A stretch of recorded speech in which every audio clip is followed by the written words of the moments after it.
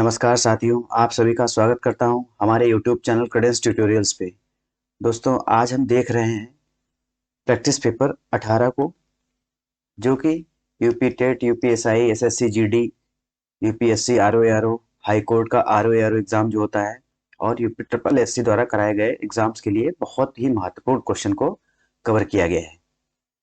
और हमारे चैनल को सब्सक्राइब कीजिए और बेल आइकन दबाना बिल्कुल मत भूलिए।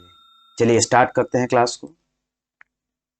पहला क्वेश्चन है, सन 2011 की जनगणना के अनुसार भारत के निम्न राज्यों में से किस राज्य की सकल जनसंख्या के सापेक्ष नगरीय जनसंख्या की प्रतिशतता सबसे कम है? यहाँ पे नगरीय जनसंख्या की प्रतिशतता सबसे कम है वो पूछा है। हिमाचल प्रदेश, उड़ीसा, झारखंड, राजस्थान। तो 2011 की जनगणना के अनुसार 2011 की जनगणना के अनुसार जो सेंसस हुई थी उसमें नगरीय जनसंख्या प्रतिशतता परसेंटेज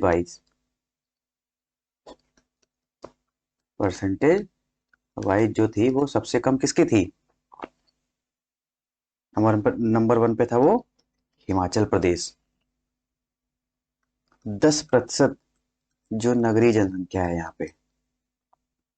बाकी उड़ीसा में 16.7% नगरीय पॉपुलेशन है, झारखंड में 24% और राजस्थान में 24.9%।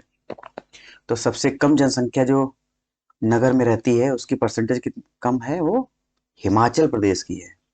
और वही दूसरे नंबर पे है बिहार। बिहार की जनसंख्या जो है 11.3% जो पॉपुलेशन है वो नगरीय जनसंख्या है। थर्ड नंबर पे है आसाम, 14.1%। ठीक है, तो हिमाचल प्रदेश में नगरीय जनसंख्या की प्रतिशतता परसेंटेज वाइज जो है सबसे हिमाचल प्रदेश में कम जनसंख्या रहती है। नेक्स्ट क्वेश्चन देखते हैं। जनगणना 2011 के अनुसार भारत में नगरीय जनसंख्या की प्रतिशत था 27.80%, 31.16%, 32%, 32.16%। तो जो नगरीय जनसंख्या है उसकी परसेंटेज 2011 के अनुसार क्या थी वो पूछा है। तो जो 2011 की जनगणना के अनुसार नगरीय जनसंख्या थी वो 31.16% थी। बाकी जो थी वो रूरल ग्रामीण जनसंख्या थी। ये शहरी जनसंख्या थी, नगरीय जनसंख्या। नेक्स्ट क्वेश्चन देखते हैं। विश्व विश्व के निम्नांकित देशों को उनकी जनसंख्या के आकार के अवरोही क्रम में व्यवस्थित कीजिए। नीचे दिए गए कोड से सही उत्तर चुनिए। Brazil, Nigeria, Indonesia, Pakistan. तो यहाँ पे जो सबसे पॉपुलेशन ज्यादा है यहाँ पे इंडोनेशिया की है। इंडोनेशिया की पॉपुलेशन कितनी है? 27.06 करोड़। वही पाकिस्तान की है 21.66 21.66 करोड़। नाइजीरिया की 20.01 करोड़। वही ब्राजील की 21.1 करोड़। अवरोही क्रम मतलब घटते क्रम में लिखना है। तो वन सेकेंड नंबर पहले है, उसके बाद लास्ट, सेकेंड लास्ट, फिर फर्स्ट एंड थर्ड। तो यहाँ पे डी ऑप्शन सही है। नेक्स्ट क्वेश्चन देखते हैं। 8वीं पंचवर्षीय योजना का मुख्य प्राथमिकता क्षेत्र था आयात वृद्धि, रोजगार वृद्धि, समावेशी वृद्धि, सामाजिक न्याय। तो 8th 5 ईयर प्लान था वो किसके मॉडल पे आधारित है? जॉन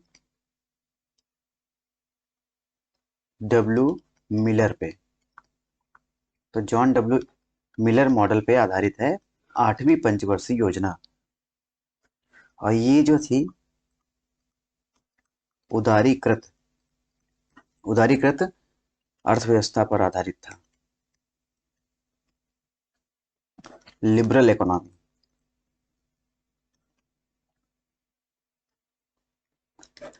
तो 8वीं पंचवर्षीय योजना का मुख्य आधार था वो उदारीकृत अर्थव्यवस्था, लिबरल इकोनॉमी।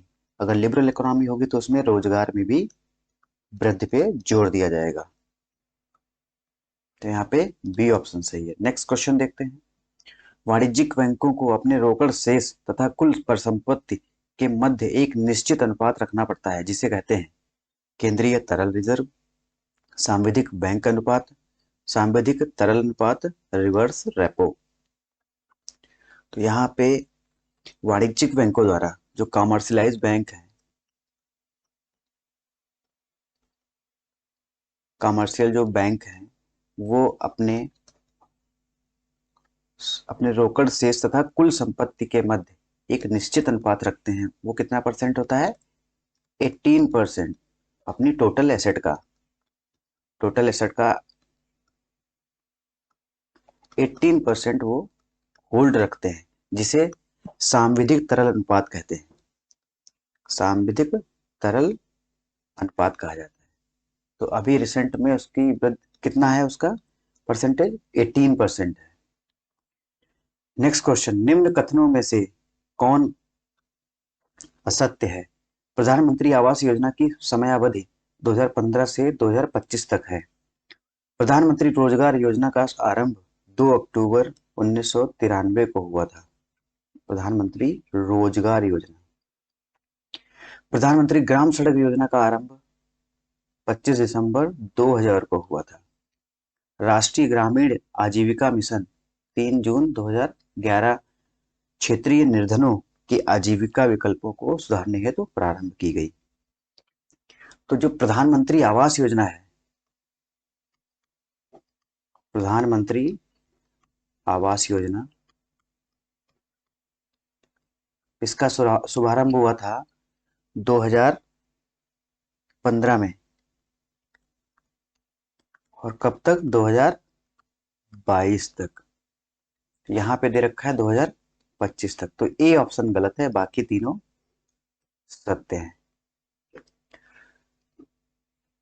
तो 2015 से 2022 तक प्रधानमंत्री आवास योजना का गठन किया गया है।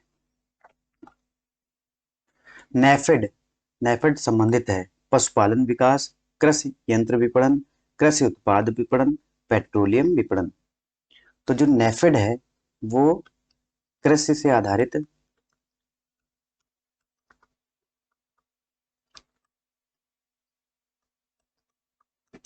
शीर्ष संस्था है। ठीक है, कृषि पर आधारित एक शीर्ष संस्था है।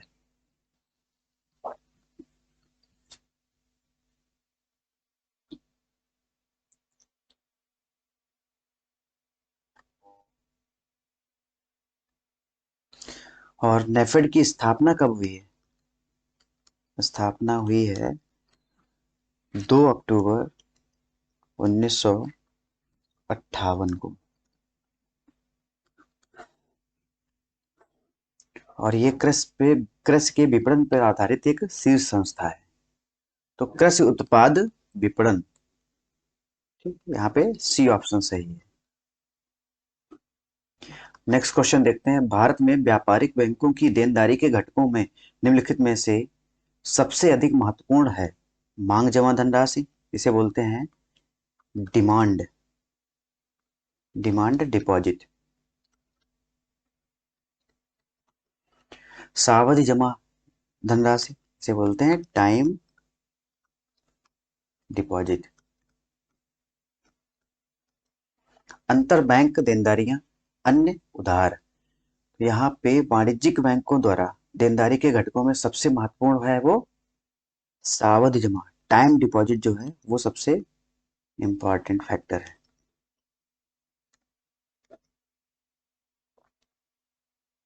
क्योंकि ये एक प्रकार का टाइम बाउंड होता है, इसमें समय आधारित टाइम बाउंड होता है, उससे पहले ये निकाला नहीं जा सकता। और दूसरे नंबर पे आता है टाइम डिपॉजिट के बाद टाइम डिपॉजिट नंबर 1 पे, नंबर 2 पे आता है सेविंग डिपॉजिट। थर्ड पे आता है डिमांड डिपॉजिट। ठीक है, तो इनका ये क्रम है, आप देख लीजिएगा। टाइम डिपॉजिट नंबर 1 पे सबसे ज्यादा जो महत्वपूर्ण फैक्टर है वो सावधि जमा धनराशि। नेक्स्ट क्वेश्चन, हाल ही में किस राज्य के 2 एक्सप्रेसवे पर हवाई पट्टी निर्मित हुई है? राजस्थान, पंजाब, उत्तर प्रदेश, तमिलनाडु। तो हाल ही में 2 एक्सप्रेसवे जो कहाँ पे बनाए गए हैं वो उत्तर प्रदेश में बनाए गए। ये एक यमुना एक्सप्रेसवे,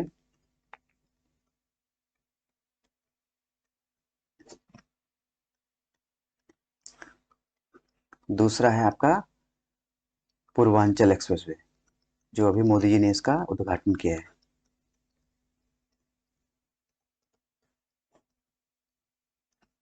तो ये बहुत ही इंपॉर्टेंट क्वेश्चन है,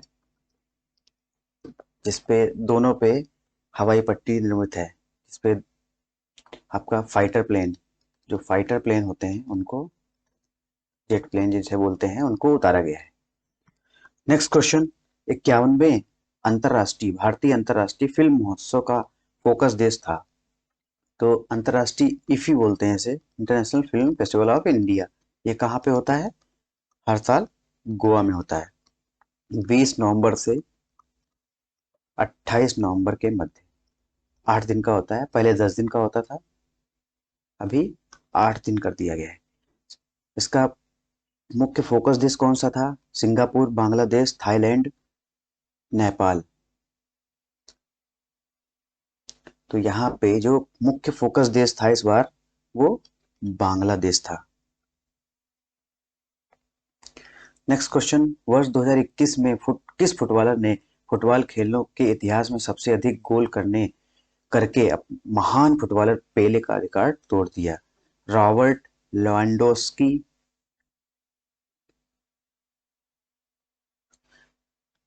Robert Lewandowski, Josef Bican, Cristiano Ronaldo, नियोलिन मेसी। तो यहाँ पे जो क्रिस्टियानो रोनाल्डो हैं, इन्होंने 770 गोल किए हैं।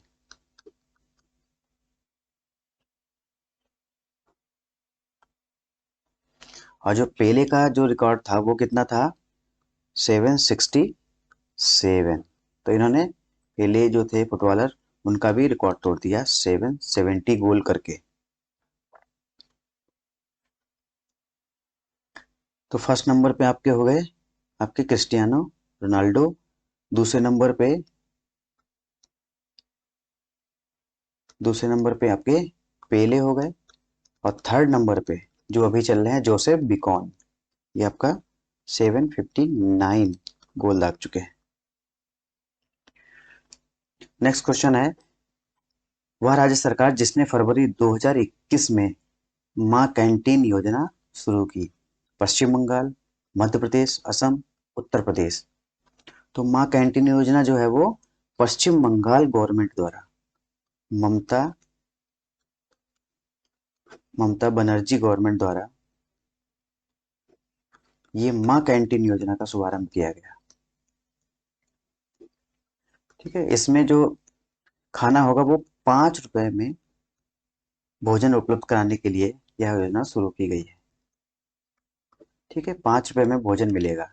तो ममता बनर्जी गवर्नमेंट द्वारा मां कैंटीन योजना का शुभारंभ किया गया, और इसमें 5 रुपए में भरपेट भोजन दिया जाएगा। नेक्स्ट क्वेश्चन देखेंगे, निम्नलिखित कथनों पर विचार कीजिए। चीनी के प्रत्येक मौसम के लिए केंद्र सरकार गन्ने का सांविधिक न्यूनतम मूल्य, जिसे बोलते हैं एमएसपी, निर्धारित करती है। आवश्यक वस्तु अधिनियम के तहत चीनी तथा गन्ना आवश्यक वस्तुएं हैं। उपयुक्त में कौन सा कथन सही है? केवल एक, केवल दो, वन और दो दोनों, ना ही एक और ना ही दो। तो यहाँ पे जो चीनी के मौसम में केंद्र सरकार हर साल नहीं करती है, कहीं 1-2 साल में सांविधिक न्यूनतम मूल्य का निर्धारण करती है। दूसरा ऑप्शन है आवश्यक वस्तु अधिनियम, एसेंशियल कमोडिटी एक्ट के द्वारा चीनी तथा गन्ना चीनी तथा गन्ना आवश्यक वस्तुएं हैं, ये कथन सही है। तो जो एसेंशियल कमोडिटी एक्ट था वो 1995 में पास हुआ था। उसके अनुसार चीनी तथा गन्ना एक प्रकार की आवश्यक वस्तुएं हैं। तो यहाँ पे केवल 2 सही है। नेक्स्ट क्वेश्चन, उत्तर पूर्वी भारत के पहाड़ी तथा जंगली क्षेत्रों में निम्नलिखित में से कौन सा एक प्रजातीय समूह पाया जाता है? दिनारिक, मेडिटेरेनियन, मंगोलाइड, प्रोटो ऑस्ट्रेलाइड। तो यहाँ पे जो भारत नॉर्थ ईस्ट में, उत्तर पूर्वी भारत में मंगोलाइड प्रजाति के लोग पाए गए। तो मंगोलाइड प्रजाति के लोग कहाँ पाए जाते हैं? उत्तर पूर्वी नॉर्थ ईस्ट इंडिया में।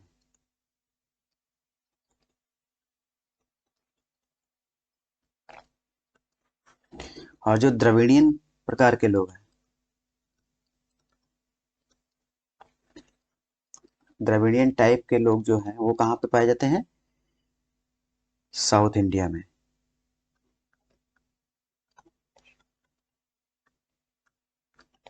और मेडिटेरेनियन टाइप के लोग जो हैं वो कहाँ पे हैं? आपका पंजाब, सिंध, राजस्थान और पश्चिमी उत्तर प्रदेश।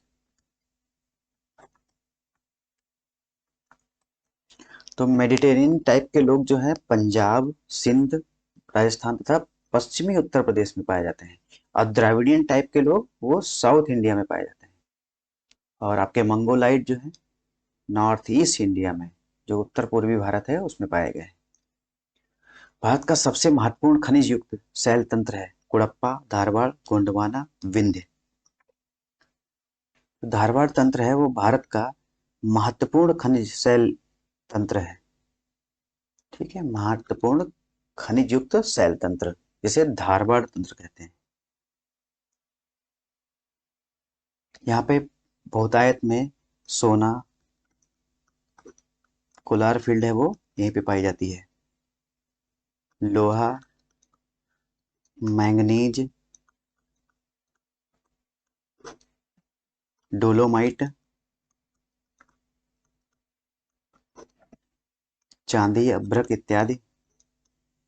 चांदी, अभ्रक इत्यादि जो है आपके खनिज यहाँ पे पाए गए हैं। तो सोना, लोहा, मैंगनीज, डोलोमाइट, चांदी, अभ्रक, कोयला भी है, क्रोमियम, टंगस्टन, तांबा, इस टाइप के जो धारवाड़ तंत्र में पाए गए। निम्नलिखित में से किस राज्य में कोई भी अनुसूचित जनजाति नहीं पाई जाती है? अरुणाचल प्रदेश, नागालैंड, पंजाब, उत्तर प्रदेश। तो क्वेश्चन बहुत इंपॉर्टेंट, अनुसूचित शेड्यूल्ड ट्राइब्स नहीं पाई जाती किस राज्य में? अरुणाचल प्रदेश, नागालैंड, पंजाब और उत्तर प्रदेश। तो यहाँ पे पंजाब में जो है किसी भी टाइप की शेड्यूल्ड ट्राइब्स नहीं पाई गई। नेक्स्ट क्वेश्चन है, निम्नलिखित को सुमेलित कीजिए तथा कूट के प्रयोग से सही उत्तर दीजिए। मोपाला, मुरिया, टोडा, मुंडा। एक तरफ है उड़ीसा, तमिलनाडु, केरल और छत्तीसगढ़। तो जो मोपाला जनजाति है वो केरल की जनजाति है। और मुरिया जनजाति वो छत्तीसगढ़। टोडा, टोडा वो है आपका तमिलनाडु। और मुंडा जो जनजाति है वो उड़ीसा का।